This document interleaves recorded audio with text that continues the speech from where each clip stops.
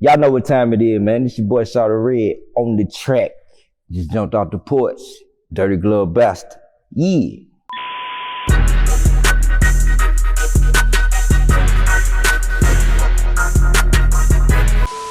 We got the legendary Shawty Redd off the porch with us today. How you feeling today, bro? Man, blessed, highly favored. You did. We got a new president. Man, that's something to celebrate right there, man. Yeah. Real talk. Yeah. Now, we appreciate you coming by today, man. It's an honor to have you here on the porch, bro. Hey, man, I appreciate y'all having me, man. You know, They've been ready to see this interview. For sure, man. You did. Yeah. So how's the hand, man? I think people that follow you on social media have seen, you know. Yeah, I mean, it's getting there. Like, you know, I had 8 doctors, like top of the line doctors said they were surprised I could even move my fingers. True. You know, because I hit a tendon, I hit an artery, could have bled out to death. So, you know, I can still move my fingers. So that's a blessing. Okay. So it's getting there. Yeah. You know. Still been able to cook up? Oh man, I'm one hand band man. You feel me? You know, I just said, fuck it, I'm gonna get on the computer like the young niggas. Yeah, there you go. I'm gonna use the mouse too, shit. You feel me? All right, so let's take it back, man. What had inspired you to start making beats at first? Man, to be honest, man, my parents always listen to music. And then, you know, my mama's side of the family was churchgoers. And my daddy was militant. You know, he was a Marine. So if he listening to Prince and they, you know, my mama listening to gospel, but we had to be in church every Sunday with my mama or whenever we had to be in church. So, you know, my music inspiration just came from, you know, my dad would like watch a lot of Bruce Lee movies. And so if you hear a lot of my sound, like I might use some strings or some crazy, it come from that. Okay. But he would also like Prince. You know what I'm saying? My mama was like more so church, but she was a Michael Jackson fan. So it's like I would have to listen to that like all day, like just music just playing all day in the house from the time like it's time to go to school. You know what I'm saying? So that's where the music inspiration comes from. Like it's in me. Yeah. You know what I'm saying? You know. So it come from family. Okay. You know? Who were some of the producers that you had looked up to when you first started? Man. To be honest, man, I really studied Prince a lot. Okay. But I couldn't, you know, I bought a bunch of guitars. Like I done made a couple beats with guitar, but I can't play it. Like I think my hand's too big or something. You know what I'm saying? But I've been trying to do it. I could make beats all day with it. Like I could, you know, I could trick some, I could fool some people. You know what I'm saying? But it was really like Prince and you know, being that my mama was a Michael Jackson fan, I studied Quincy Jones. Like I was always intrigued of who was making the music. Mm-hmm. So I would read the credits back then, like on the back of the record. You know, it's like people don't read them, they don't read the credits now. You know what I'm saying? So that would be my... Can't even find the credits anymore. Yeah, that too. You know what I'm saying? So, I mean, you know, when I got older, it was like DJ Taz, Kizzy Rock, 3-6 Mafia, Pimp C. Okay. Damn. I think that's all I think that's who I listen to the most. You know what I'm saying, coming up. And whoever was producing Do or Die. They was cool. I don't know who that was, but whoever was producing Do or Die. And then I can't forget Devontae, because all that shit Devontae, the minute over, right? Yeah. You know, all the hit that Devontae was doing for Pop, like it was just, like that was hard. I was like, man, like, so Devontae. Yeah. So I just, you know, I got all of them in me. What did your first beat sound like? My first beat sounded like 3 City Mafia. Okay. No cap. Cause that's family, you know what I'm saying? Like, I actually was supposed to be signed with them, you know, but I just really? didn't want to go back to Memphis. So, you know, my first beat actually sounded like 3 City Mafia, you know, and then I ended up making my own sound when I did drama. Okay. So yeah, left, right, left, man. Yeah, cause all my beats would sound like 3 City Mafia because it's my family. Like, you know what I'm saying? It's like they had the hardest beats to me. You know what I'm saying? So I always imitated they beats. You know what I'm saying? Cause that's family. You know, so I always would make a 3 City Mafia type of beat. You know what I'm saying? And this is like before, like everybody was still on Bone Thugs and Harmony. Mm-hmm. Like people didn't know about DJ Paul underground tapes and Juicy J underground. I knew about it, you know what I'm saying? Cause I was actually in Memphis going to school because my dad was stationed there. So I saw them in the streets going hard before the world seen them. And it's just dope cause they wanted me to go back to Memphis, but I was just like, man, I didn't want to be around my dad. I was like, nah, nigga, fuck that nigga. That nigga popping up over here, kicking in, hypnotized by our door and shit. He think y'all niggas is devil worship. He used to always just come take my tapes and shit. I couldn't stand that shit, but I just told him I wanted to do my own thing. So, the realest shit I can say is like before drama hit real big in the city.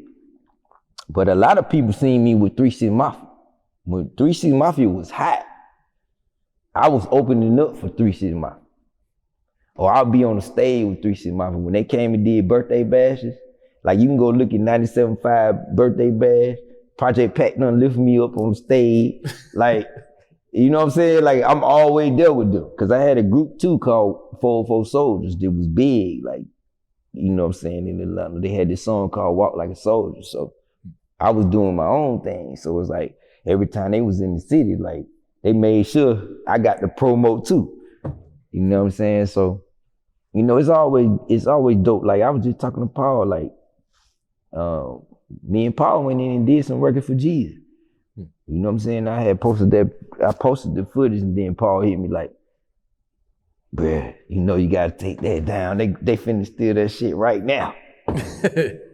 I was like, man, they ain't gonna do it like us. He was like, you right. Keep it up there. So I was like, you know what I'm saying? So, nah, but Paul 3 City Mafia, that's my family, man. I'm glad to see him and Juice. You know, everybody, you know, back together, man. That's my biggest thing. You know, just seeing them back together. I think that's why it keep my loyalty, you know what I'm saying, you know, so strong with people I want to deal with. Because you don't want to see the great ones fall out, you know. Shout out to DJ Paul, man. I need my red Hypnotized Minds hoodie, nigga. ASAP. So drama, left, right, left. Yeah. Let's hit Billboard. that was a huge song at the time, man. Man, yeah, it's like, shout out to the troops, you know, the militant people, they supported that record. That record blew up because of the Marines and the Army and everybody. And then Chi-Town was his biggest market. And he never did a show there. Really? Yeah. Like they still playing in Chicago, like to this day. Yeah, so talk about creating that sound for him though. Like you said, you were making 3-6 Mafia type beats, and now you're coming up with something totally different. I mean, you know, it was like I had my own sound, and like whenever somebody come and want a custom beat, and this is what I tell people, it's like, I'm not the producer you call to send beats. I'm the producer you call to create something fresh, something new with you as an artist and a producer, not a beat maker. So that's how I was trained, you know, because the OGs used to do it, Lil Jon's, and I studied from Lil Jon and Jazzy Faye. That was later on, and you know what I'm saying, when I eventually got successful to be around those type of people. You know what I'm saying? And the thing with drama was like he knew what he wanted. So it was like, you know how you used to be back in school and people be rapping in this. He was doing it on his chest. So I'm like, and he was singing the song, he was, you know what I'm saying? It was doing it. And like you could feel it, like he wasn't like lightly hitting his chest. He's pounding it. Yeah, he's pounding it, like guerrilla mode, like, you know what I'm saying, guerrilla warfare type shit, platoon type shit. And I felt it, and when I seen him do that, I said, I'm gonna try to give him exactly what he want. You know what I'm saying? And I gave him exactly what he wanted. For sure. And that ended up, you know, making me one of the youngest producers in the, you know what I'm saying? How old were you at the time? I was like 15, turning 16. Oh, wow.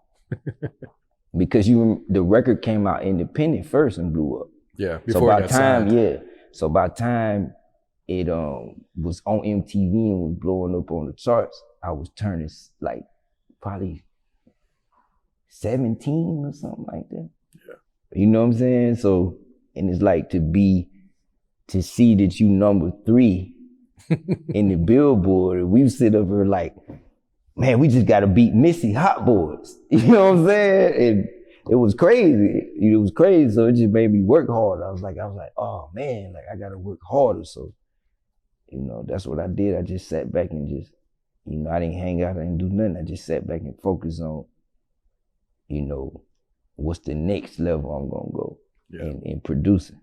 Yeah. You know. So how'd you link up with Jeezy or Lil J at the time? Lil J, I had a partner from Macon. I was big, like I was part of this group called the City Boys, and we was a young group. And I had just came in, like right after the first album came out. So they was a big group, so we was always performing. You know what I'm saying? Like kids. And we was big, we was doing the chitlin circuit. You know what I'm saying? So it was like, when Twin Production decided to separate the group because the other people in the group wanted to cuss, they was like, okay, we just gonna focus on Shawty Redd because he a producer and an artist. So we just gonna focus on him as an artist. So they took me through the same chitlin circuit that they made the City Boys hot with. And I had this partner of mine that was affiliated with everybody, and he was a blood. So you would see me with the bloods out there making, you know what I'm saying? So, you know, I was always cool because I wore red. Like I'm probably like the only person that can wear red because my name Shawty Redd and people get it. Yeah. And nobody really tried me. You know what I'm saying? Like far as no gang shit. But it was like he introduced me to Lil J. And once he introduced me to Lil J, then when me and Lil J realized that we was down near the same, like, you know what I'm saying? We was just alike. That's how the bond came. Okay. You know what I'm saying? Yeah. So Trap or Die, the song. Talk about creating that one. Oh man. That song really changed the sound. I mean, it's so many ways I could talk about it. It was just like, you know, it's like a politically correct way to say it, and then it's a give us the raw, truthful. I mean, you know, to be honest, man, I never said it, but I'm just say that. To be honest, man, me and bro weren't seeing eye to eye when the deal happened. So they really basically shelved him. They didn't know how to market him. You know what I'm saying? So one of my people brought him to my new house that I was in. I cussed my people out like, why you, you know what I'm saying? And he dropped off a bag. It was a Gucci bag worth of money. He said, I apologize, bro. Like, we gotta get it done. And that's how we ended up doing Trap or Die. Sure. So it's like, there's footage, but then I have the real footage. So the footage that was on the DVD, my footage is way different. And I'm in it. You get what I'm saying? Yeah. So if you go look at that footage, you'll be like, okay, why Shawty Redd not in this footage? So one of them things, like, it was like, damn, you know, I helped you out again. And you just, you know what I'm saying? So, you know what I mean? I was just like, okay, cool. You know what I'm saying? So that's why the records got less and less. You know what I'm saying? As far as the project. Because I really didn't want to be a part of it no more. But publishing wise, and the people that, you know, signed us for what we do, it was politically correct for us to work together. Okay. So that's, you know what I'm saying? You feel me? Yeah. So just let me ask you this. What's your thoughts on trap music going from like this underground genre to now it's mainstream, it's worldwide? I mean, I love it. I love it. I just, you know, I love it because, you know, they told me the sound, you know, when I was doing it, when I first started it, by the way, you know, they said it wouldn't work. You know what I'm saying? So to see that it's winning, like I enjoy it. Like I like that it's still out there. I like that it's this, you know, people making money off of something that people told me wasn't gonna work. You know what I'm saying? I told people that was before me, they told me to go hard for what we believe in.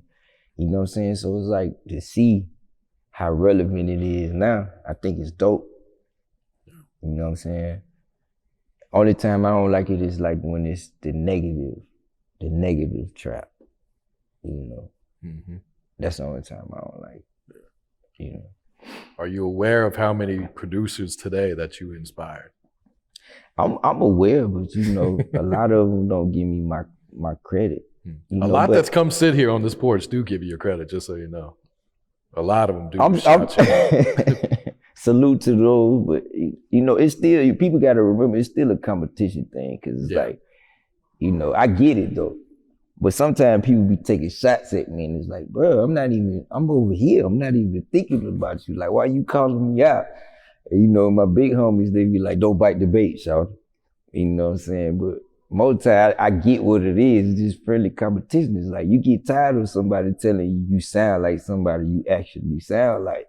You know what I'm saying? And that's the thing. And that's what I know. I know to this day, everybody sound like me. Shawty Redd don't sound like nobody else. But I know that for a fact. But you know, me being in the business so long, I just know how you can, you know, success can manipulate your mind on who you really are. You know what I'm saying? Cause like, I always be telling people like this, I say, if I really didn't care about trap music, I said, I could sue everybody in the business, because whoever leaked my sounds out and you got that, that's my actual voice. Really? You get what I'm saying? So whatever engineer leaked that, so when you heard that and everybody was using that, that was my actual voice.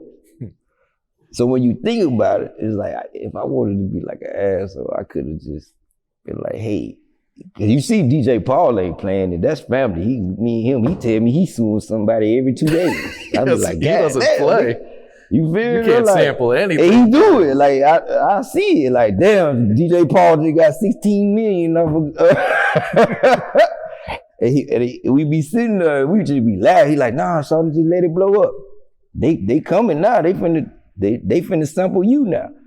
You know what I'm saying? So it's like, you know, and I don't even want to do that. I just, you know, just give me my respect for what I done did for the culture, man. And I ain't even trying to, I'm over here, man. Like, I ain't trying to compete with nobody. I'm over here, man. Yeah. You know what I'm saying?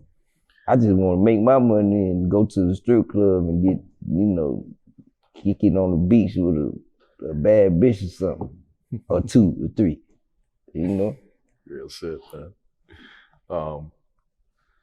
So Doesn't upset you when you see people making Shawty Redd type beats right now and selling them on YouTube? Nah, they been doing that shit since MySpace. Yeah. Since YouTube even really blew up. Like, and I tell people that to this day, I say, okay, since such and such, since you think such and such is bigger than me, go see how many Shawty Redd type of beats is on YouTube. You go count it up and see how many the other people shit is. You get what I'm saying? Yeah. So I'm like, something I tend to not even, entertain. You know what I'm saying? Just like how they was doing the trap music, who invented trap music, the T.I. and Gucci shit. Mm-hmm. I didn't have to explain it, because Complex wouldn't explain it for me. And they said, it was Shawty Redd, or whoever. You get what I'm saying? So I didn't have to even put my 2 cents in it. It was just like, okay, the facts beat cases. You know what I'm saying? Because at the end of the day, I was the Jermaine Dupri for the streets. You know what I'm saying? Jermaine hate that, by the way. You know what I'm saying? I was the JD, like all the dope boys, the trap niggas came to me. You know what I'm saying? Because I was connected to the industry nigga. You know what I'm saying? But I wasn't the industry nigga. Niggas know, pull up at Strokers. That's Shawty Redd office. You pull up over there, you serious, he finna take you to the studio right now if you got the bag. You feel me? He gonna produce you right now. You gonna be recorded, boom, boom, boom. Go back to the club, and my DJ playing that shit right then and there. And them niggas is like, wow. You know what I'm saying? Like, damn, that nigga wasn't playing. Mm-hmm. So how'd you first link up with Gucci? My boy Management hooked me up with Sign Yourself Records with HB in them. Management was signed to, JD back in the day. He had that song, I think, with Rule Number 1. You know what I'm saying? Yeah. So he was hot. He was hot in the street. So Management hooked me up with Sign Yourself Records, HB in them. And I was actually supposed to be producing Fortre. So I ended up doing a project on Fortre. And then the next time, like I would say, like the next week they came to my house, they brought Gucci. So when Gucci seen how fast I made the beat for Fortre, they ended up doing this. He wrote so fast, they ended up doing a song together. I think we called Brick Man or something. And that's how me and Gucci ended up working. You know what I'm saying? So, What was it like hooking up with him during those times? Because he was relentless back then. I mean, he wasn't that's the thing, like, nobody ever, like, anybody that, I knew these guys before everybody else knew them. So, like, they had the utmost respect for me. Like, they was in my house, like, around my girl, my kids, my stepkids, you know what I'm saying, whatever, like, my family members, like, they was in my house. Like, I used to bring niggas to my house. So they respected me. And they looked up to me because they were like, man, he the only nigga that's like us that we really can fuck with, that's really in this shit. You know what I'm saying? Because everybody loved the drummers. Everybody knew about drama. So everybody knew the success of me being Shawty Redd off of the drama. People grew up off of it. So it wasn't like, I never seen the crazy side of Gucci. Like these sides, I never seen these sides until, it was something else. You feel me? Mm-hmm. Since you worked with both Jeezy and Gucci at the same time, did you ever feel like you had to step in and try and help squash their beef at all?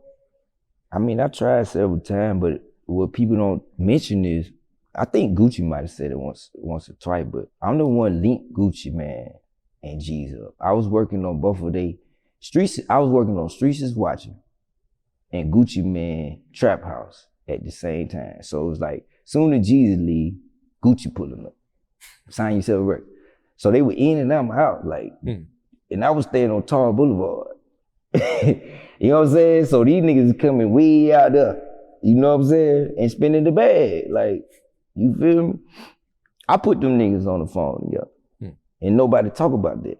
And then they went, and I was pissed off. You know how Zaytoven, like, it's a story out there, Zaytoven was Like, cause Gucci told me, he was like, man, Zay was mad about something. It was about something that like Gucci did a song with me and somebody else. And I was like, shit, I felt the same way when y'all went and did Black Tea.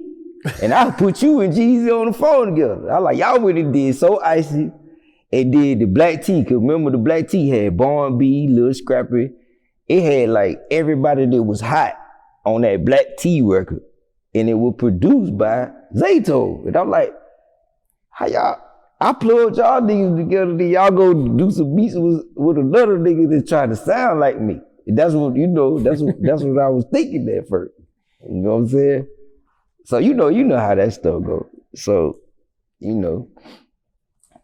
to make a long story short, like I linked them up, and then when the shit happened, I was in the middle of it. So it was like I couldn't, they both knew, like, you can't put me, you know what I'm saying? So that's why to this day people still ask, like, how was I able to still produce Gucci and still produce Jeezy? But they had the respect for me. Like I would tell Gucci, I was like, if you think you finna do a diss record on bruh, that ain't happening. Not on your beat. Nah, not on my beat. And I would say the same thing to Jeezy. Like, nah, we not, no sir. You know what I'm saying? Y'all ain't, no sir. You know what I mean?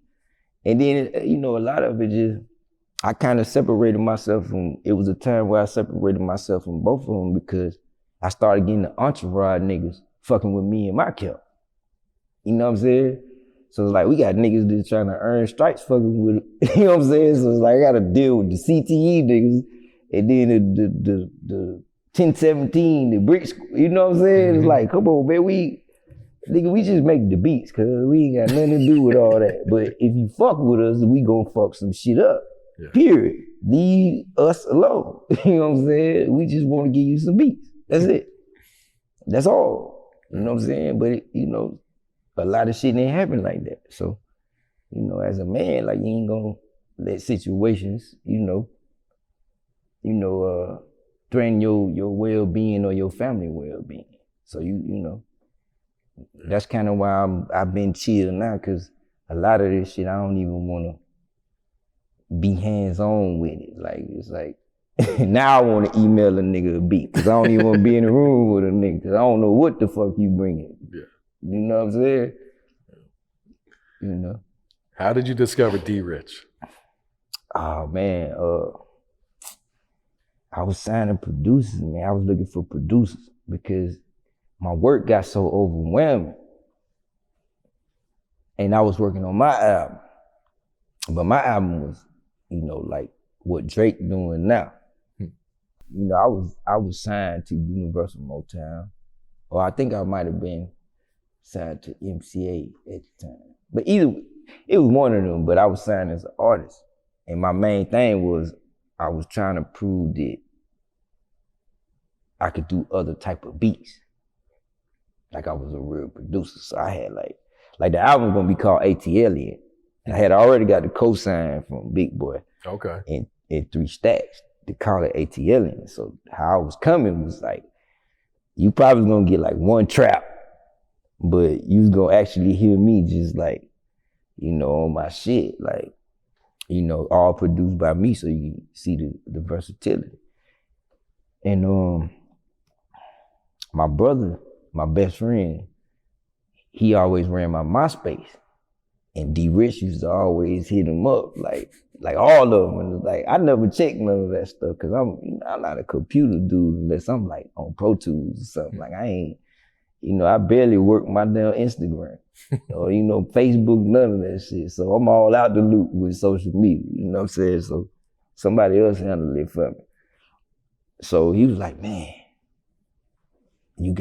Lex Luger, it's this dude, Lex Luger, and it's this dude named D.Rich. You should sign both of them, bro. I said, nah, that's a lot of money to kick out. You know what I'm saying?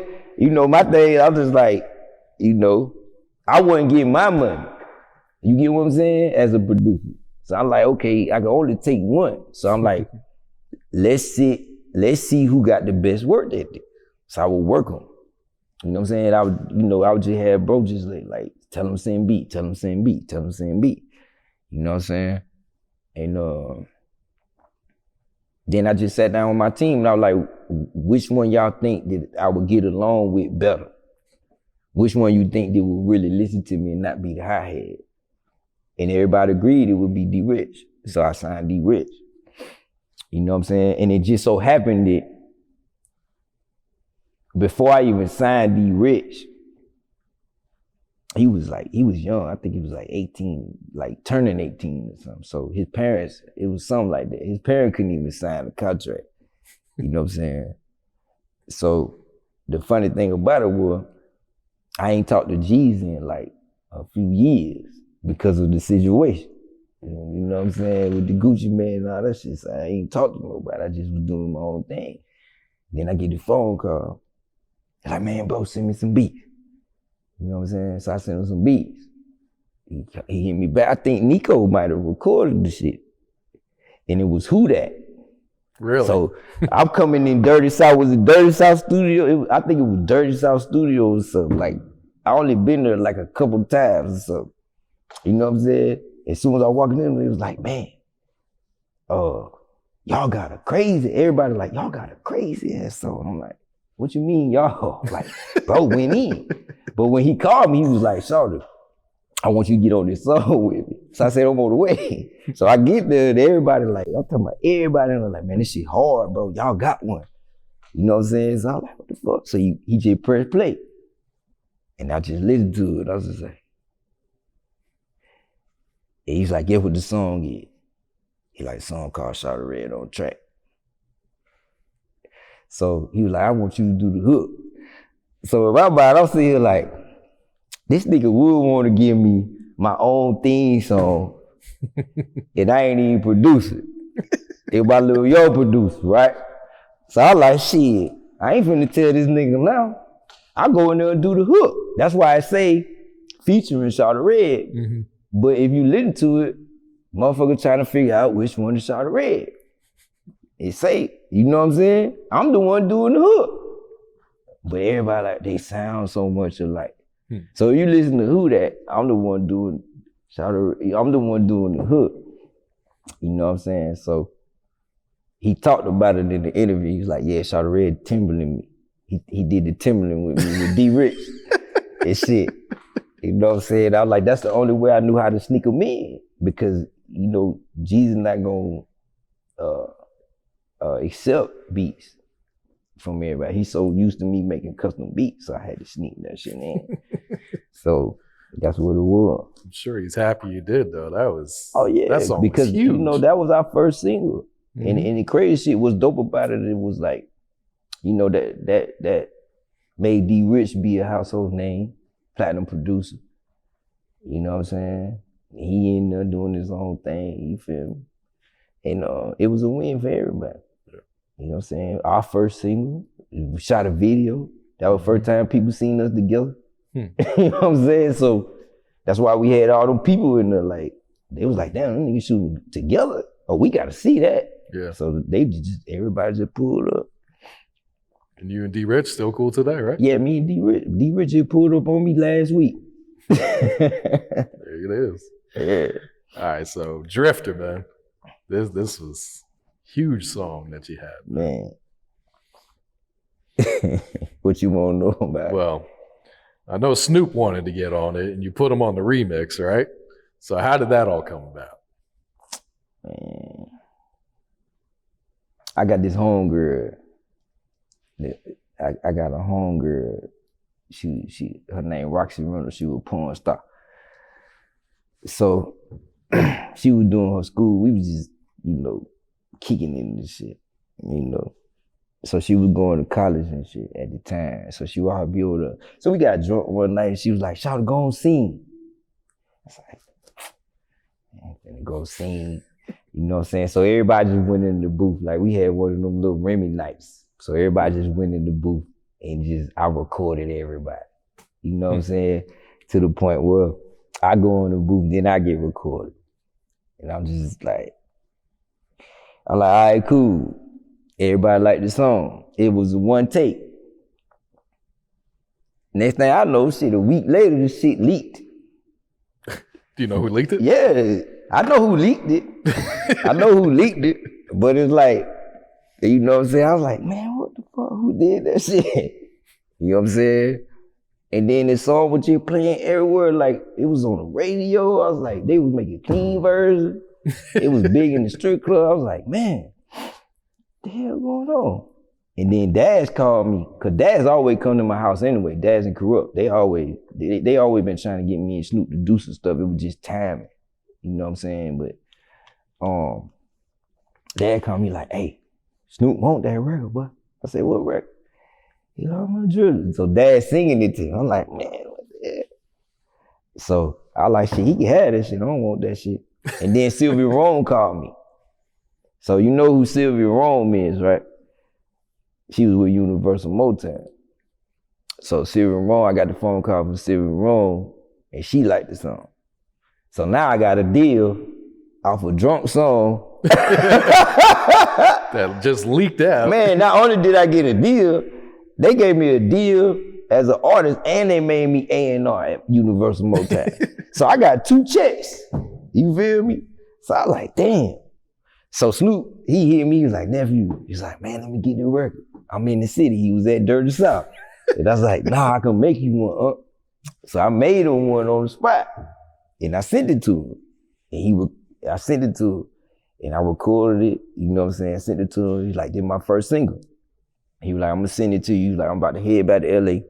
I'm gonna record it, and I'm gonna send it back to you, and then you go do what you do best. And then by him saying that was like, as soon as I send it to you, nigga, go play it in the strip club. Yeah. You know what I'm saying? Go play it at Strokers. Give it to DJ Funky. You know what I'm saying? Like shit like that. So he sent it to me. And I was playing that shit. I was playing Sensual Seduction in the club the same night he recorded that shit. Oh, wow. And the crazy thing about it, DJ Quick recorded them, and DJ Quick mixed the record. So DJ Quick was amped up. So I'm in Strokers with DJ Funky with the record. I can't give you the record. So he called us Snoop. So we just in the club, and Snoop talked to all the women in the club because they liked the record. Like, so he like, man, go to the next club. So I would go to Magic City. He do the same thing. You know what I'm saying? And then the record just took off. You know? Nominated for a Grammy. Nominated for a Grammy. Song of the year. I mean, I think I retired. I retired then. You retired? Yeah, I think that was like the record that was like my last record. Yeah, I retired after that. All right, before we get you out of here, I just got to ask you, man, there's this pic that floats around of you, Gucci, Walker, and Bushwick Bill. Do you remember that night? Yeah, I brought them to the cave. I got this little Jamaican club that I do all my back to school giveaways. A lot of people don't know I never promoted, but I always it's in Decatur. I was Covington Highway. I would always throw back to school for the hood, cause I'm a Decatur nigga. So I would always do the back to school thing. So shout out to my boy Soundboy. You did. So yeah, like I just started bringing everybody to the cave. You know what I'm saying? To the point where I brought Jeezy to that motherfucker. I done brought everybody. I brought Lil Jon to that motherfucker. Like for real, you know what I'm saying? That picture was just like, we was out at Strokers, and I was like, shit, let's go to the garage. That's what we call it. See, Strokers my office, and then the after part of the garage, cause it's right around the corner. You feel me? So, when people still, cause most of the time, like all the girls that from Strokers, they want to count their money up, they still want to party. Like they been working all night, they want to get drunk, fucked up. So it's like, shit, nigga, after party at the cave, you know what I'm saying? So that's what it was.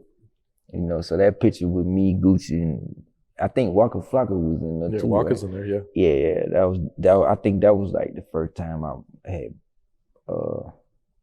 brought them over there when it got remodeled. Okay. You were mentoring Sonny Digital? Yeah. Did you discover him? How'd you link up with Sonny? Nah, my boy Self, R.I.P. Self. Self was my personal engineer, Self first. Self knew I was signing producers. Like it was right after I signed D.Rich. So Self, I'm sure y'all know who Self is. Self Ferg. He was engineer for Future. He brought me Metro Boomin, Sonny Digital, and B Weezy. Oh shit. So B Weezy was teaching Sonny Digital and Metro Boomin how to do Fruity Loops. But they all had their own individual sound, but B Weezy was the teacher. So instead of me signing Sonny Digital, I signed B Weezy. So when I signed B Weezy, I had wrote this song for Ray J and Gucci. It was like, do you remember when I met you, girl? Everything was alright. So they shot the shit on Ray J show and shit, For the Love of Ray J. They shot the video on that. But I wrote the song, so they was playing the shit. And my thing, my pet peeve is,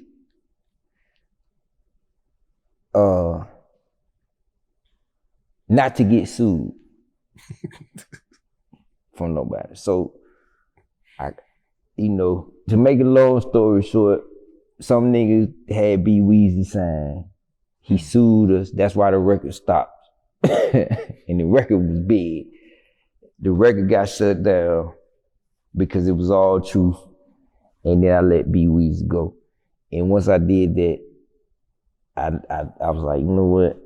Fuck it. I don't want no more producer.